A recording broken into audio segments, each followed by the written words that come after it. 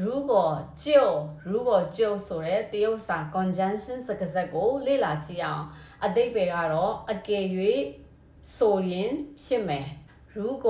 အကြောင်းရင်းအခြေအနေကျုပ်ကတော့ရလတ်အကျိုးဆက်ဖြစ်ပါတယ်အကျိုးအကြောင်းဆက်ဆက်မှုအခြေအနေကိုဝကြအဖြစ်ရေးသားရမှာတွဲဖက်စကားလုံးအဖြစ်တွဲသုံးရတဲ့ conjunction စကားဆက်ဖြစ်ပါတယ်ဥပမာစကားလုံးကြည့်ရအောင်如果明天不下雨我们就去公园如果明天不下雨我们就去公园အကယ်၍မနေ့ဖြန်မိုးမရွာလို့ရှင်တော့ကျွန်တော်တို့ပန်းချံသွားရအောင်နောက်တစ်ခုကတော့如果你有问题就随时问我如果你有问题就随时问我အကယ်၍နေမှာပြဿနာတို့မဟုတ်မေးခွန်းတွေမေးစရာရှိလို့ရှင်ကျွန်တော်ကိုအချိန်မရွေးမေးလို့ရတယ်随时问我如果努力学习就能取得好成绩如果努力学习就能取得好成绩အကယ်၍စူးစမ်းပြီးမှလေ့လာလို့ရှိရင်အမှတ်ကောင်းကောင်းကိုရနိုင်ပါတယ်နောက်တစ်ခု如果နဲ့အတူတွဲသုံးလို့ရတဲ့စကားလုံးကတော့如果的话就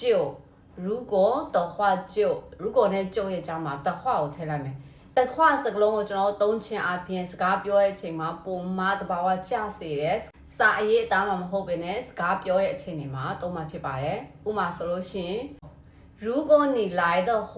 就打电话给我如果你来的话就打电话给我ပြောချင်တာကတော့အကယ်၍နေလာမယ်ဆိုလို့ရှိရင်ကျွန်တော်ကိုဖုန်းဆက်ပေးပါနောက်တစ်ခုကတော့如果你忙的话我们就改天再聚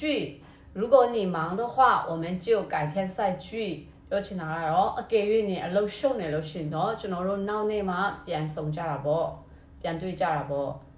如果你忙的话我们就改天再聚如果ဆိုတာအကယ်၍ဖြစ်ပါတယ်如果就如果就